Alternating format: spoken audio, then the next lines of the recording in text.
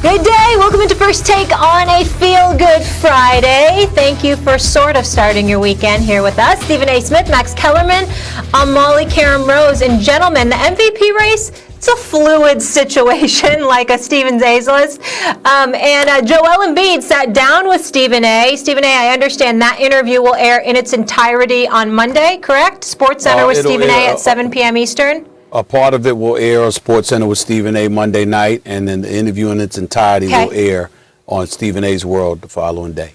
Can't wait. Okay. Awesome. And then we also have Damian Lillard making his case. He joined Jalen and Jacoby. So let's hear from both of them right now. When Shaq won his MVPs, averaging 29.7 and 13 boards. I'm up there when it comes to stats, and also, being the best team in the East. What more can you ask? And you look at the last two MVPs, same thing, Giannis. I mean, those were his numbers, and he had the best record in the East. I feel like I'm really in the mix for it.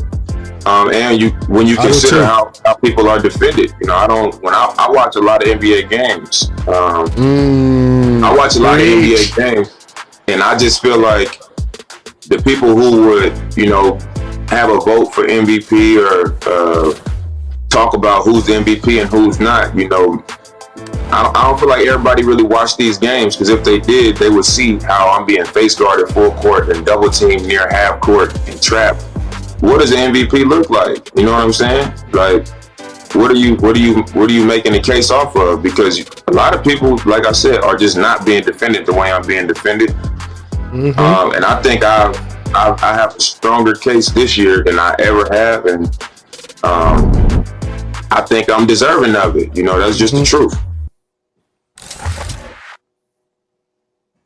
All right, y'all. Max, I'm going to start with you. Dame time or your guy, Joel Embiid? I know you originally had him. Who do you think's making the stronger case for MVP at this moment? Damian Lillard. And Jokic would be my pick for MVP by a hair over Lillard, because in the last couple weeks,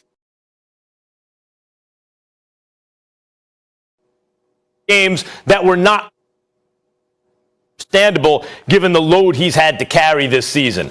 Look, Embiid, game for game, I'm not arguing. He was my MVP, as you remember, Stephen A., to start the season right up until he got hurt. Missed a little too much time. Even at that point, he had missed some games, but I was like, he's playing so much better than everyone else. That included LeBron, by the way. I thought he was clearly the best in the league. I'd have given him the MVP.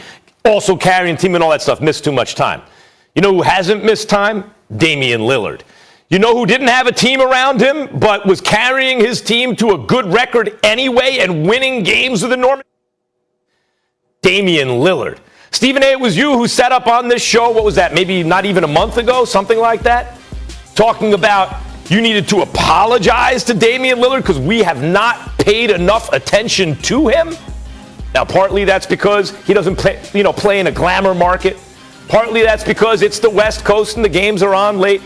Partly it's because he resembles another guard that we've seen who's done amazing things, Steph Curry. I get, and Steph has already done that, right? That's all true. But Damian Lillard, just forget about the fact that he carries his team, that he doesn't chase rings, that he stayed right where he was, that he's the leader that he is. When you put up numbers just about as good as anyone's, when you don't miss any time, when you lead your team in spite of injuries all around you, no one there to help you, and you are, no one disputes this, by the way, the most clutch player in the game since he's come in the league. Not only do our eyeballs say that, and by reputation we believe it, all the numbers say it. You're also the most clutch guy? No. Damian Lillard right now is neck and neck with Jokic for MVP ahead of Embiid. Well, I'm not going to dispute that because I definitely think, as I pointed out a few weeks ago, it's time that we give Damian Lillard his props. This dude is playing sensational basketball throughout this season. To do so without C.J. McCollum, without Nurkic for a vast majority of those times, inserting new guys like Covington and others into the mix. Damian Lillard deserves all the credit in the world. Here's where the problem lies. And Joel Embiid brought this up. Number one, as it pertains to Joel Embiid, They're number one in the Eastern Conference. They've got the best record in the Eastern Conference and one of the best records in basketball, and that has to count for something. Now, they've been like 8-6 this year without Joel Embiid, and I think they went like 7-2 or 8-1 in a 9-game stretch or so that he was out over a couple of weeks or so because of that knee injury. But the bottom line is that nobody can deny that he's been absolutely positively dominant in the 5 games that he's played pretty much since his return, other than a 14-point game. He had 35, 36, 39, 38, if I remember correctly. He's been pretty much unstoppable and on both ends of the floor, and the Sixers are the number 1 seed. So that's an argument that you would make in favor of Embiid, even though he's played 15 less games. In the case of the Joker, Nikola Jokic, that is where it gets really, really interesting and dicing for Damian Lillard as it pertains to his aspirations. You're talking about a guy in Jokic that's averaging 26, 11, and 8, nearly 9 assists per game. You're talking about a guy that's playing for the Denver Nuggets that's the number 4 seed in the Western Conference, 3.5 games better than the 6-seeded Portland Trailblazers. And he's clearly the face of that franchise, and he's clearly the leader of that franchise in terms of who's the go-to man, who's the franchise player for them, even though we all love Jamal Murray and definitely hope he gets better after suffering his torn ACL the other night. But you look at Jokic, and there is just no question what he brings to the table as well. So if you're Damian Lillard and you have to contend with Jokic out west, who's got a better record, he's 3.5 games better, he hasn't missed a single game, pretty much just he's been just as available as you have been. The one argument that you can make in Damian Lillard's favor is the fact that CJ McCollum missed so many games along with Nurkic. That's the best argument you can make, outside of the fact that he's clutch as well. He's the best clutch player in basketball. One could easily argue with Damian Lillard and what he's been able to do since 2012. But on one hand, again, it's Embiid winning, number 1 seed in the Eastern Conference, and in the West, you've got an MVP candidate that has a better record and has been just as reliable as you have been in terms of games being played while he's doing that. That's where Damian Lillard runs into a roadblock. But it's an interesting and compelling argument to make for everybody. Look, I'll say this about Embiid. Embiid, it was on Basketball Reference today. There are certain offensive ratings, defensive ratings, and usage rate.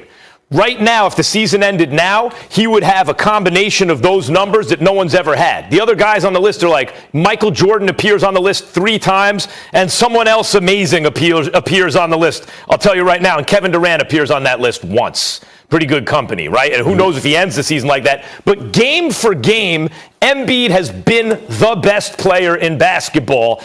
His main competition comes from James Harden, because Harden's had an amazing impact this season. Both of them have missed too much. I'm going to take them all. You can't miss 19 games and win the MVP when there are this many great players in the league. So I'm taking them off the list. You make a very good case for Jokic, and in fact, I agree with you. I would give it to Jokic by a hair, because as I said, there were a couple games in recent weeks where Lillard fell off his incredibly high standards. And it's understandable because he's exhausted, right? He's had to carry the load. Let's see what Jokic does now without Jamal Murray the rest of the way, because that's what Lillard's been dealing with more than that. No, you mentioned it, no McCollum, no Nurkic. And anyway, his team isn't as good as Jokic's, and it's not just because you may think Jokic is better than Lillard. So Lillard's been having to carry this enormous load the entire time, and as a result of that, I think he deserves extra credit. I still have Jokic ahead of him by a hair. I think it's Jokic and Lillard. It's a 2-horse race as we come down the stretch. Well, again, but what if Embiid continues to do what he's been doing and doesn't miss any more games? I think it was the 77-78 season, if I remember correctly, when Bill Walton won the MVP, and he had missed 24 games that season. I mean, the situation is that, again, we're going to some of us are going to count games missed against Joel Embiid. Some may not, if that's all the games that he's missed, and he remains as dominant as he has been, and the Philadelphia 76ers end up being the number 1 seed in the Eastern Conference. These are the kind of things that Damian Lillard has to pay attention to. And he's absolutely right in terms of people watching games. Some people don't watch games at all. I'm certainly not one of those people, but in the same breath, in defense of a lot of voters, yeah, you're going to watch the games, but guess what? You can't watch every single game. I mean, the fact of the matter is you're going to sit up there and you're going to watch the fourth quarter in one game, the first half in another game. You're going to go back and forth, watching these games and paying attention. You're going to read articles. You're going to look at numbers and stats and things of that nature. So he's absolutely right in terms of people not being able to watch games start to finish. But it doesn't mean we're blind. We know that C.J. McCollum was out. We know that Nurkic is out. We know what Damian Lillard has had to deal with. And even though I think that Terry Stotts, knows what he's doing as a coach, in the same breath, there's been no changes. You pretty much know what's coming with the Portland Trailblazers night in and night out. There's never been any tweaks that we have seen in regards to his coaching. So that's another thing I think is working against Damian Lillard. And then, of course, the power in the Western Conference. But just like the power in the Western Conference should be taken into consideration for him, it's got to be taken into consideration for Jokic. And that's where, again, it's a challenge. But Damian Lillard could still win the award the way that he's been balling throughout this season. It's about the stretch run, and that's what it comes down to. I don't rule out any of the three. And, oh, by the way, if Harden comes back sooner than later, I'm not ruling him out either, because it can't happen when you consider what he was doing on the basketball court. Fluid situation. I told you to start the segment. Guys, I thought this was a pretty interesting note. The only players with more points and assists through 9 seasons than Damian Lillard, that would be LeBron James and Oscar Robertson. Pretty good company to be in. Maybe people need to watch the games. Those are big We'll keep dudes. it going. Steph Curry with the shot, cooking it up.